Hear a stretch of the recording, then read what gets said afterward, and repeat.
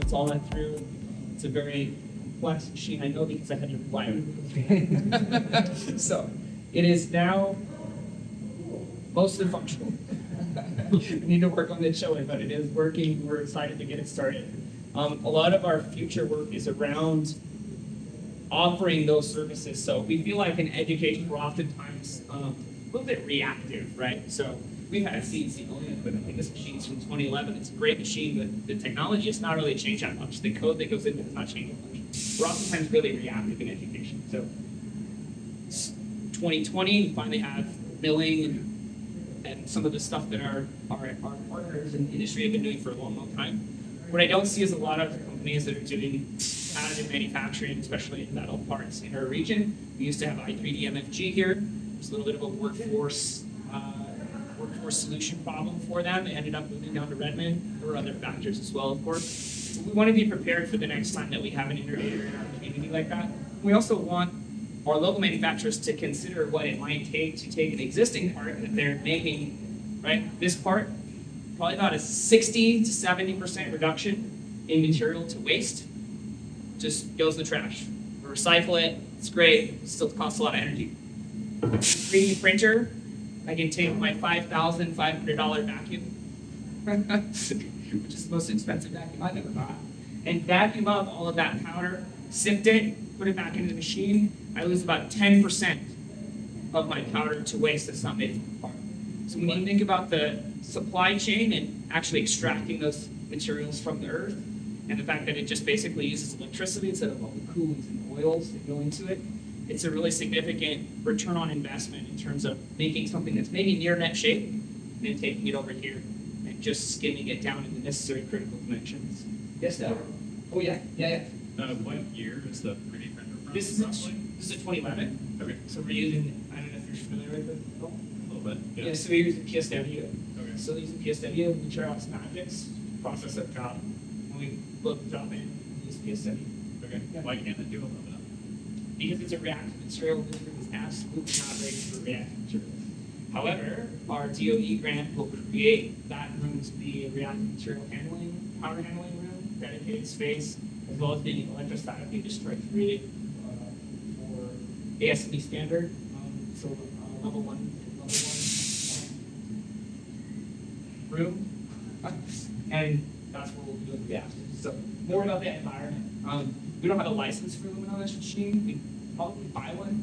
It can't process titanium, which is also reactive, but we're sticking with non-reactive materials. So the 3 licenses that we have that we're comfortable doing currently would be stainless steel, which is not reactive, but be careful. Inconel and steel. Robert had to sign a waiver not to blow up the college. I did, yeah. Yeah. When we got that grant, when we got that grant, we started talking about where we would put the blowout wall, and Dr. Lawson worked out right away. Yeah. Yeah. Away from. All right. Any questions? Which part? This one? So operation 1 on this part takes 1 hour and 22 minutes, and operation 2 takes 2 hours and 35 minutes and 13 seconds. Yeah. So let's say I've got this up here and I want to read something and bring it to you and Yeah. 3D print this titanium thing there. What is the next step to, if I'm a local company, how do I start then manufacturing? Because you've got some thinking, and then I have to go to this other place. Yeah, absolutely. So you have lots of different options, but we turn over all of our process engineering to you. So instead of going to somewhere and saying, make the thing, you go to somewhere and say, here is how you make the thing. And all you need to do is put this program into your machine, and it will make the thing. Now, that doesn't always work. It depends on what the other company is using or whatever, right? But we've had good luck with scalability on machine tools. I'm not sure about scalability on the 3D printing side of things yet. But when we produce code or a manufacturing process for a CNC machine tool, it's very transferable. More interesting. Yeah, sure. Yeah. So here you have the same concepts and principles. It would be very much proof of concept. However, scalability is much different, right? There are a huge number. It's a new space, right? And because it's a new space, there's a huge number of different approaches to 3D printing. And we think that this approach is one of the better ones. We are going to expand our technology profile when we move into the other rooms of different technologies, including fused deposition modeling, or it's called BDAM, 3D printing, as well as different other types. So that you would have the opportunity, if you have a supplier that you're comfortable or would like to work with, you can communicate with them, we can do the process engineering, and then all you're doing is cost per part production as opposed to prototype and engineering production. So it does create a huge cost savings for them. Ultimately, our hope is that in our region, because we do believe in the technology, we do think that it's partially the future of manufacturing. Eventually, we paid $100,000 for this machine, which, considering that it was new, $1.2 million. We would hope that other places would be interested in potentially seeing the return on investment, knowing that they have a workforce solution here in the Gorge. Maybe you buy the equipment and you look towards hiring a student in the future and operating it yourself eventually. But again, it depends on the scalability. You can get one of these machines for $60,000 to $70,000 with just the parameters that you need, and that's very comparable to a CNC machine tool at this point. I thought you need to get the explosive ones. Does that make sense? Yeah. Answer your question. So, it's not no answer is black and white, right? But depending on the context of the situation, I do feel like we can provide something for a solution that would work for whatever your end goal is. Does this machine use a lot more electricity? It does, yes. However, you know what? Actually, I wouldn't quote me on that. When you think about all of the inertia and moving parts, I'm not sure about the total cost. I know that my cost per hour on electricity on a machine is $6 per hour runtime, which is not huge. It's also not light, right? But when I factor in the fact that I'm using electricity, coolant, oil, and that it's going to break, and I'm going to fix it, definitely a lower cost per hour of runtime on the 3D printer than on a CNC machine too. But again, that's geometry and part dependent too. This machine can make geometry that's impossible for other pieces of equipment. If you think about injection molding and how we cool parts in injection molding, typically if we're making a lawn chair, you've got a shape like this, right? Traditionally, we drill 2 holes, put water through them, that cools the part over time. If I 3D print that injection mold so that my cooling hole follows the geometry of the part, and I reduce my cooling cycle time before I can release that part by 40%, the amount of electricity that I've saved on that cooling cycle alone is going to pay for the cost of having that part 3D printed, even though the initial cost is higher. Because I'm going to produce 40% more parts over the same amount of time with significantly less energy input into that same part. So there's a use case for lots of stuff, right? Even like things that we would normally have in the past produced with a traditional CNC machine tool from a reductive process, transferring some of those things over into a additive process may, in some cases, not all of them, yield a better quality part that meets the necessary tolerance. Does that make sense? Thank you. Yeah. Hey, Robert, Yeah. that machine right there had a lot of fluids flowing through it. Yeah, It was running absolutely. under it. So Yeah. what happens when you're done with that fluid? How do you dispose of that? There's a 55-gallon tank in the back. It goes through a sieve And it and it comes back in. But what happens in the end when you're done with that fluid? Is it toxic? No, so we intentionally, because we know lots of people come into contact with the fluid, we use a particular fluid that's called eco fluid. So the MSDS on it is non-hazmat, which is one of the few coolants that's non-hazmat. And the MSDS on it is the blue one, which is about as low as you can get in terms of a material that's processed. It's basically an emulsified oil. So what's happening is mostly in this equipment, we maybe add coolant to it twice a year. And we're talking maybe, 500 milliliters or something like that of actual oil. What mostly happens is the water evaporates. We add additional water. We take a Brix reading to check what our level of coolant percent is. And for what we're doing, primarily aluminum, we have a particular specification that we look for. I was just curious because they look pretty brilliant. Yeah, they can get there. So what will happen is the lubrication from the top of the waste, as they move back and forth and the lead screws inside, will leak down into the coolant, and that oil has a significantly, it's much more viscous and dense, so it floats to the top.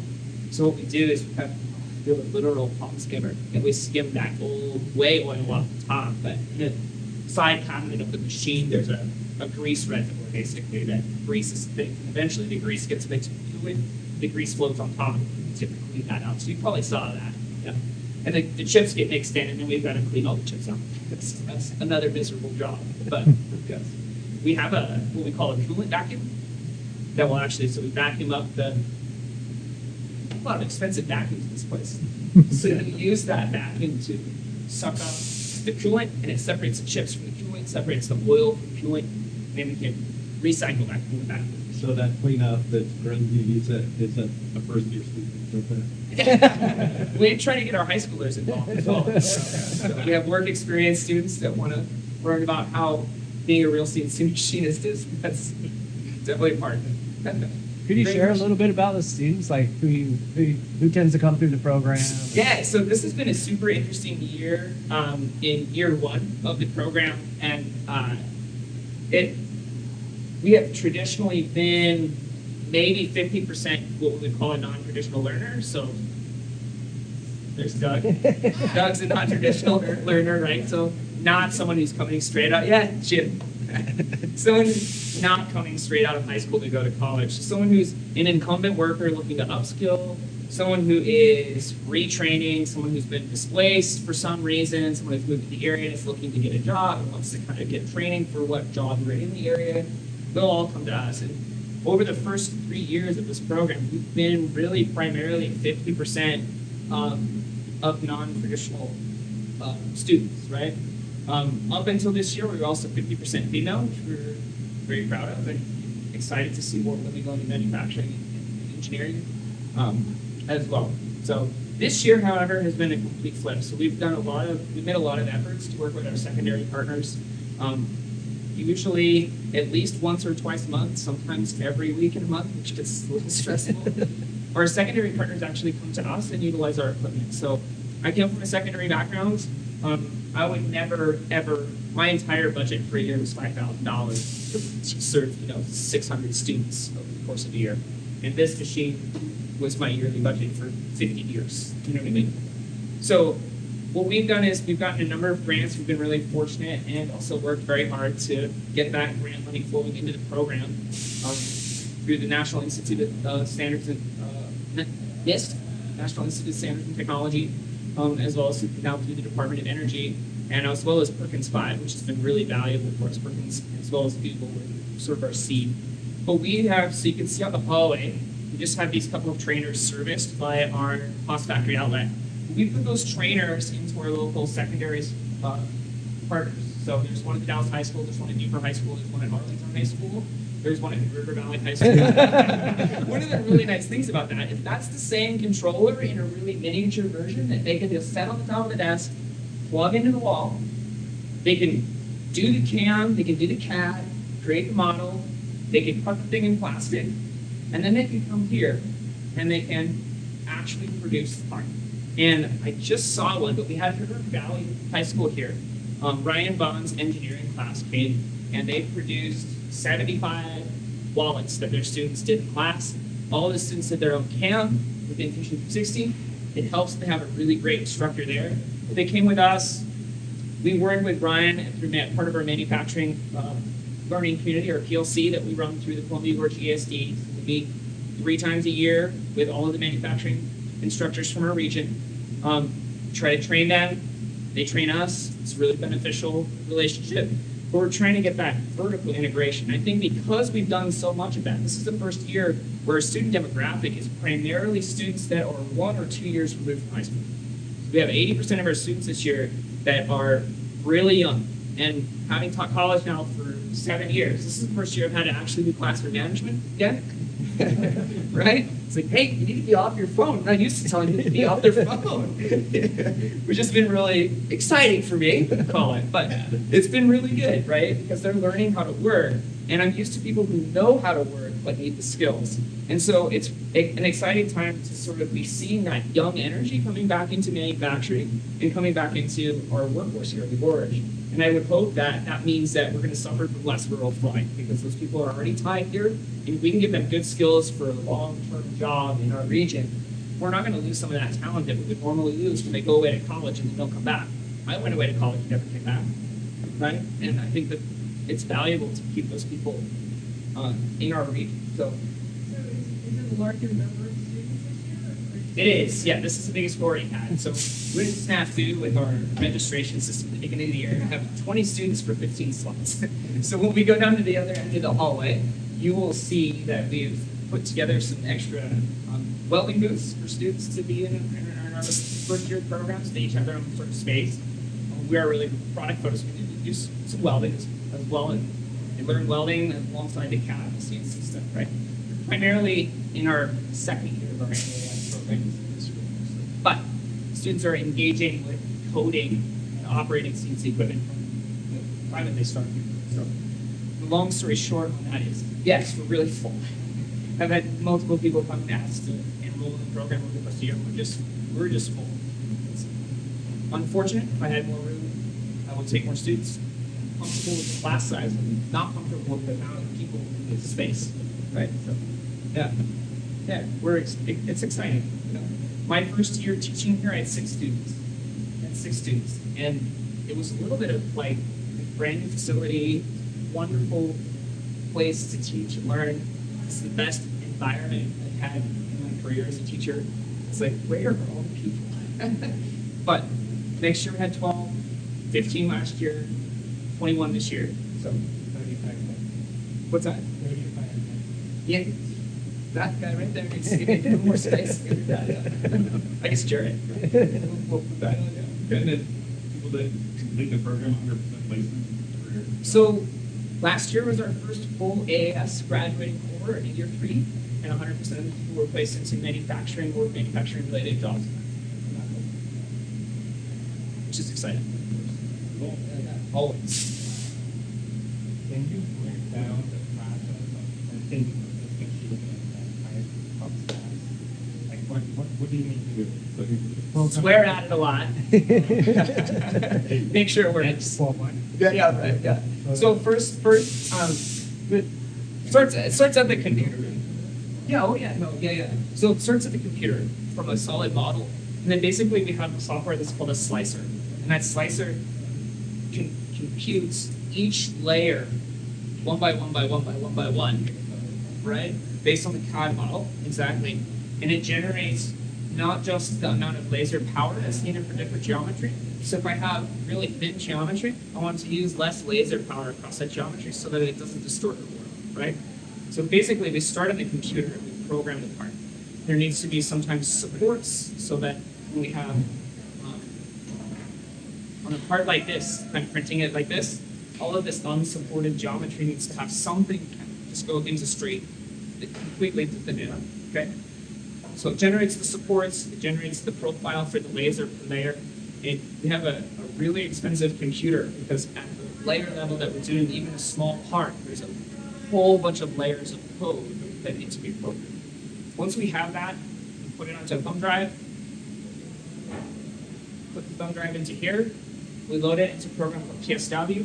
PSW will take that job profile and translate it into the code that this machine reads. Every single layer,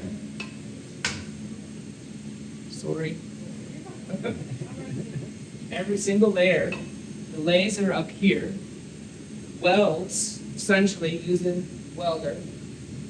The powder is 10 to 30 microns. Okay. We put a layer of powder down. We laser that layer of powder down to the build.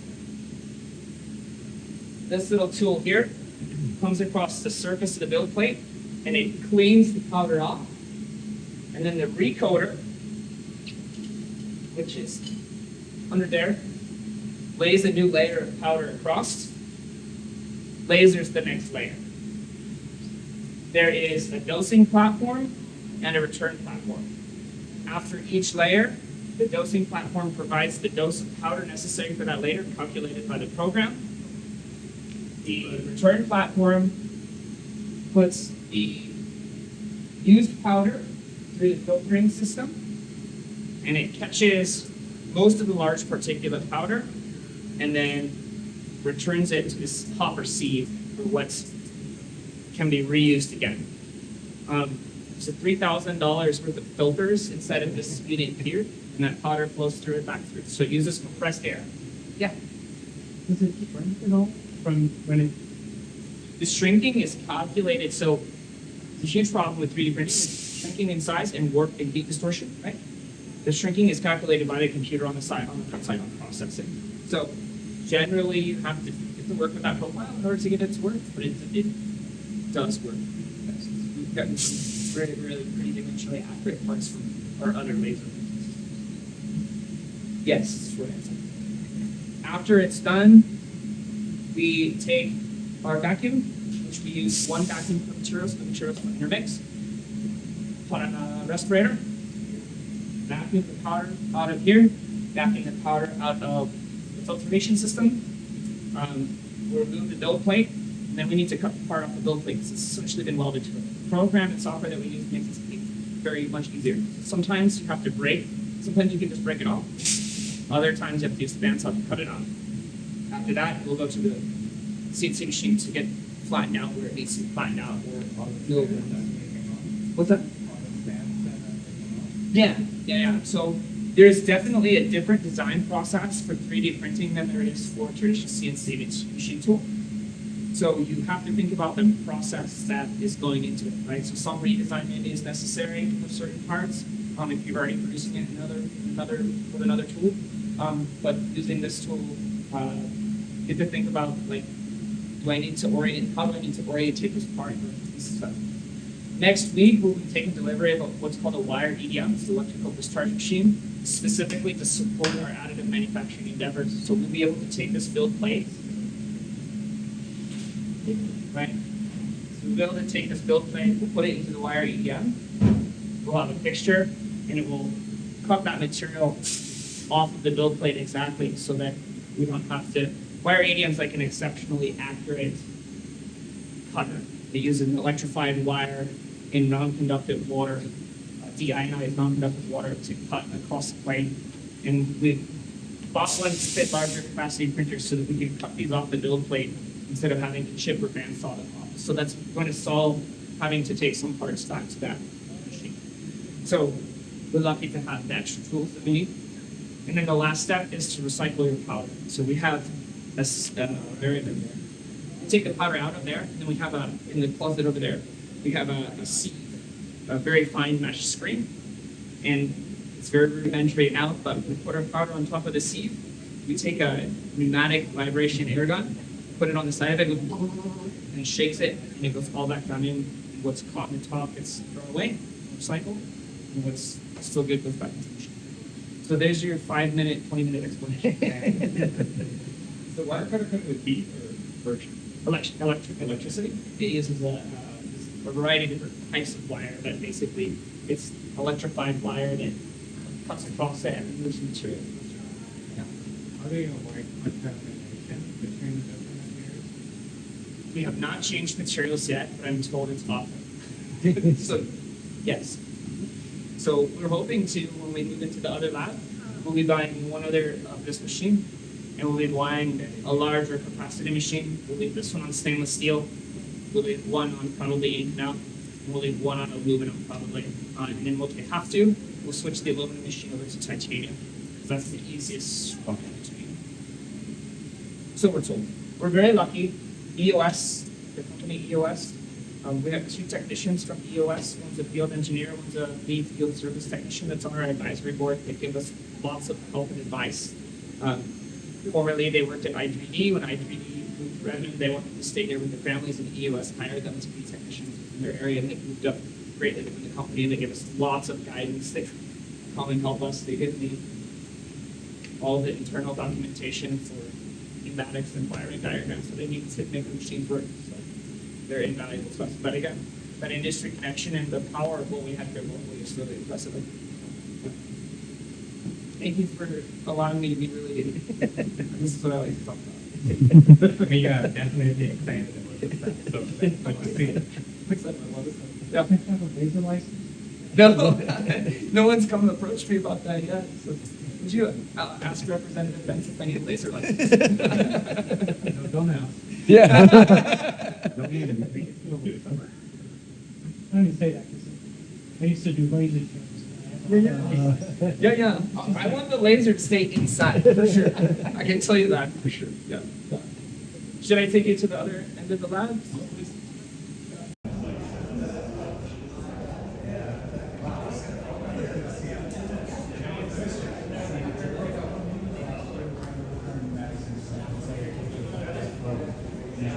Courses this year.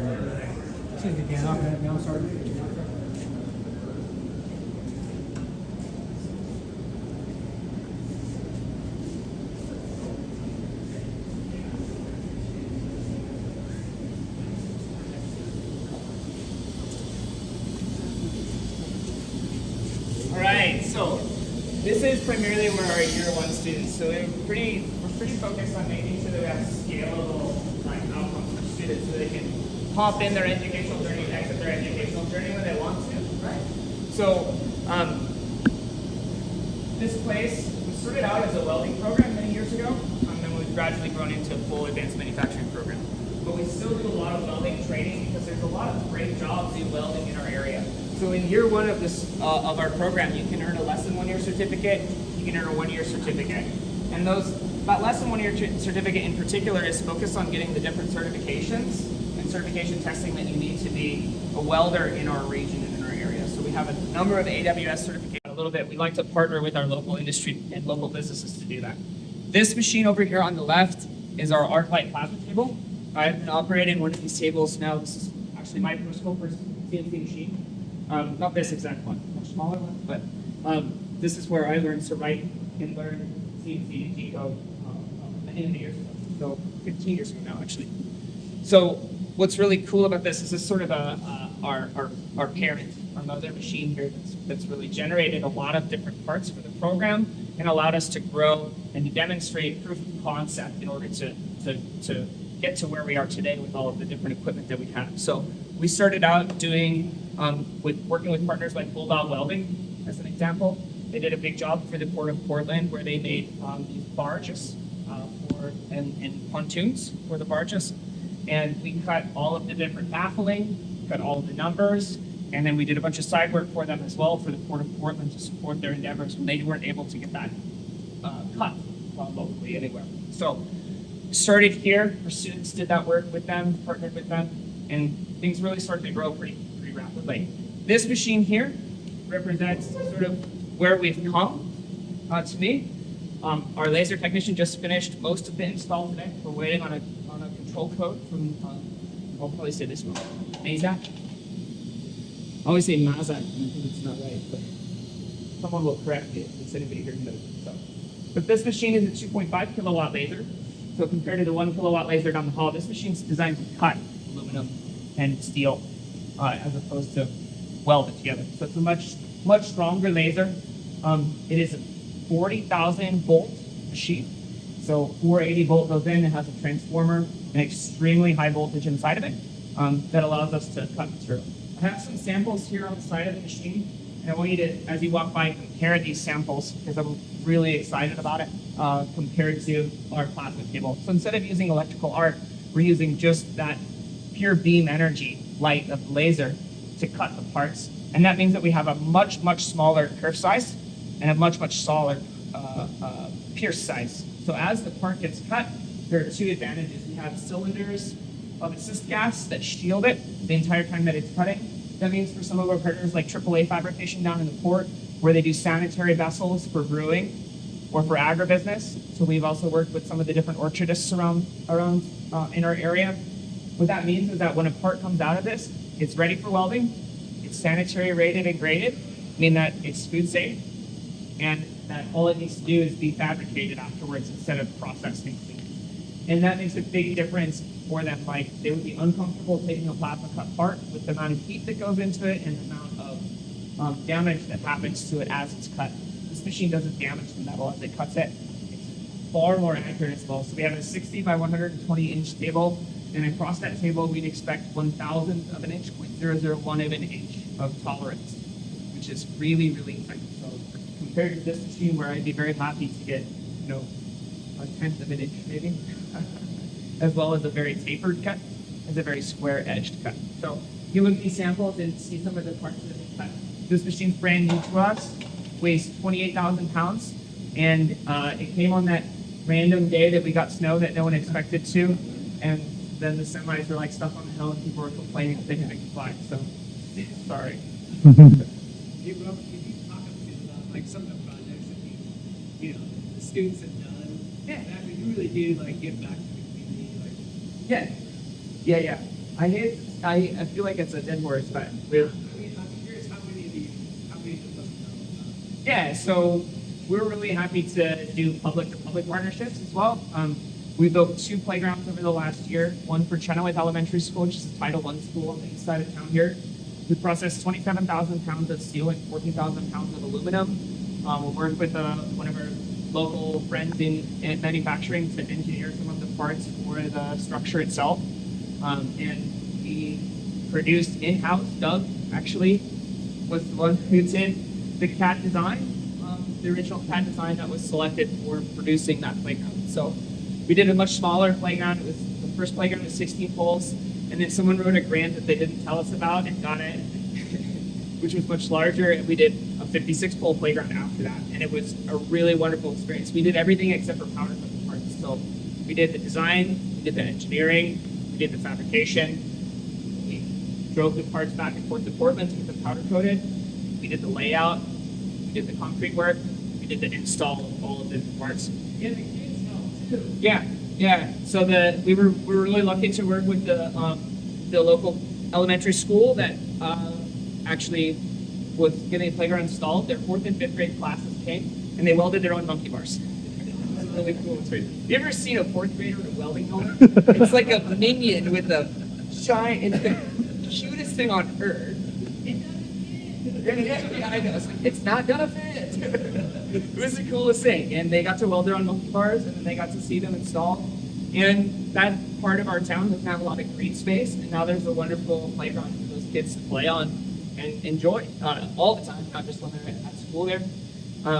We hired local high school students to help do the install, as well as we had 9 local high schools help us fabricate the parts when they came here on Friday to do Manufacturing Friday.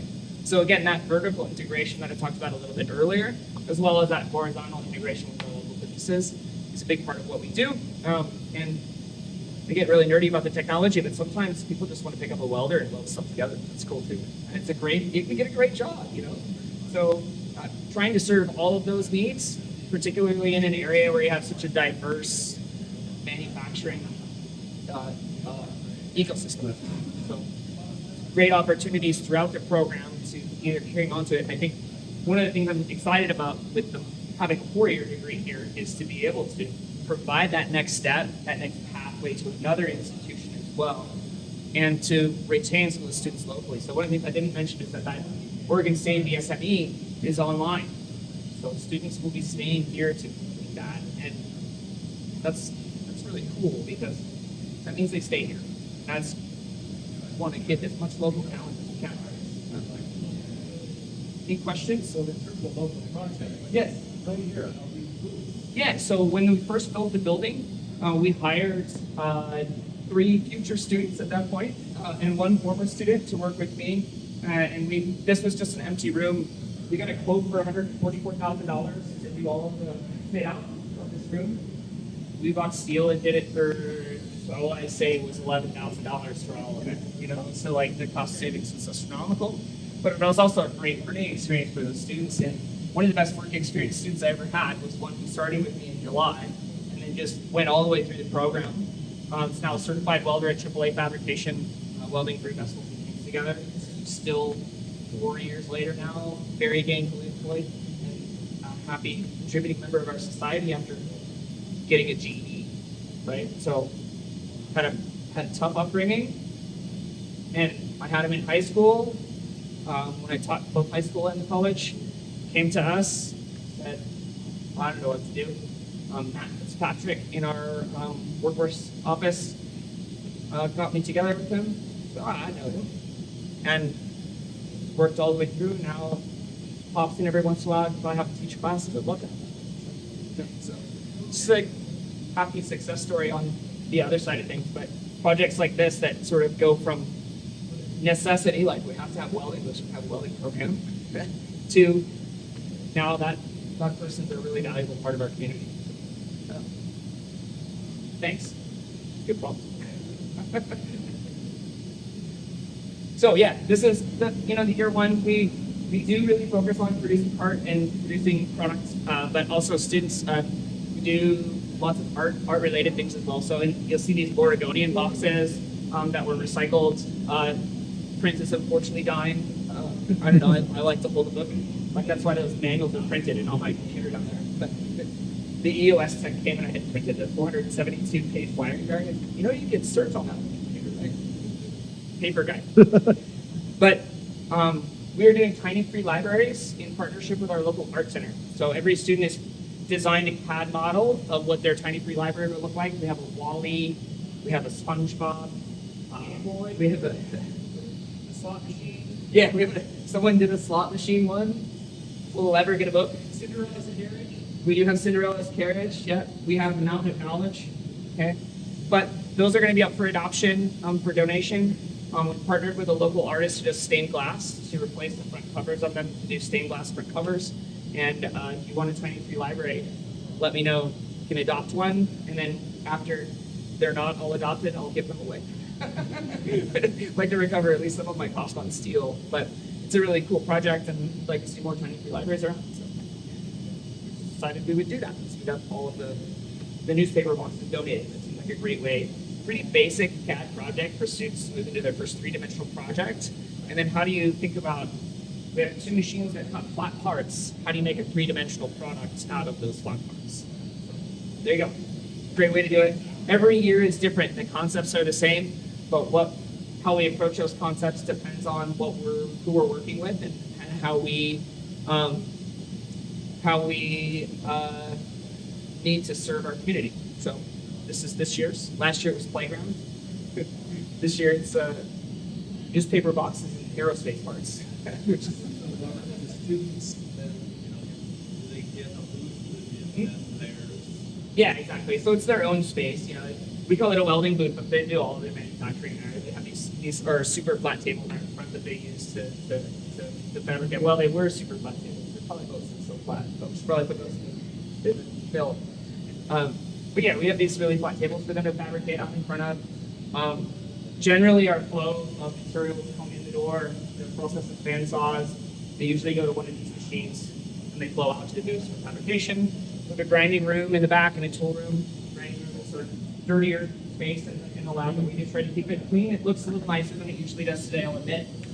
But we do try to keep a really clean space so that we can emphasize that manufacturing environments need to be tidy and organized in order to be efficient, right? So materials flowing this way, flow out to the booths. This helps my feng shui or whatever you want to call it, OCD. It must get backed up. What's that? They must get backed up. But I generally give them so much work that there's something else that they can do while they wait. That's my goal, right? So, 5 or 6 different things going on at once. And yes, they do get backlogged, but there's always something else that they can be doing at the same time. So whether it's a certification test while they wait for the plastic cutter, or whether it's processing materials that they've already cut, right? There's a lot of different opportunities. We really emphasize the work ethic portion of it, like the soft skills, by design. Right? So thinking about so they schedule that you must have to schedule that or get in line. first come, first serve. Yeah. Schedule it. Generally speaking, we're able to simulate all of the things that we do first, so they know relatively well that it's going to work before they get there. And this machine will be even faster. It'd be also very nice to have both machines, right? But generally speaking, it's pretty quick cut times. So you're looking at 40, 50 seconds after they've already processed and put their file into the machine. Sometimes things don't go as planned and they take longer and then there's a queue. Yeah. So what's the next grant in the works? Like what's we on are- your wish list? We are full. I had, my wish list was filled up a long time ago. Okay. I am super happy. What's that? Teaching assistant. Yeah, actually, that's okay. Lots of worse sipping on the floor. Teaching assistant would be wonderful. We're actually through the Department of Education, the Department of Energy grant. We're going to be hiring an ITAC coordinator. So we're really hoping to hire somebody soon to help out Chris and myself, coordinate primarily between the businesses. Chris and I can really handle the students and the part production and things like that, but also someone to curate the equipment, right? We are the maintenance technicians, we are the purchasing and procurement, we are the repair, we are the coordinating, we are the curriculum, we're everything. And so having that extra person to sort of curate, keep us organized, help us out, really good. In terms of grant wish list, I just want this DOE grant to go smoothly. We're really excited about it. We're delivering on deliverables. It's been a challenge with the turmoil at the federal level. We've had 3 grant managers in 2 weeks. We're happy that we're solid now, and we've had our kickoff meeting. Things are moving forward. We're really pleased about that. I think like the next step is certainly to get an architectural plan for the renovation and redesign. But on it, I say this with full honesty, that the next step would be much more drastic, or like a whole new building or something like that, because we really are at the capacity that we can serve here. We try to be really diversified in terms of what we're able to offer at this point. So we have enough welders to serve our population. We have enough milling machines to serve our population. We have enough lathes. Now we want to have as many other things, one of each, right? So that when we get into the students that are going to get that applied bachelor's, they have that experience through those. We're expecting a lower cohort size to carry through all the way through. And we don't need, 15 students to have a mill. We need 4 or 5 students to have the opportunity to access the equipment, and we can rotate them through. Does that make sense? Mm-hmm. Yeah. So we're, in terms of like next grant dream, I would dream to not write another grant. I would say 2 things for me. We're seriously talking dream after what we've already accomplished. Grant to pay for students' tuition, so that we can better serve students that have a hard time paying for college. And 2 would be not quite sure how to phrase it, but like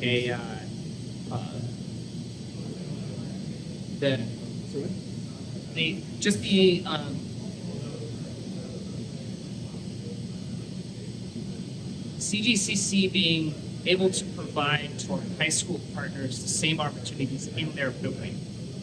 And there's a lot of different ways that might look like, but I think that CTE programs at high schools are.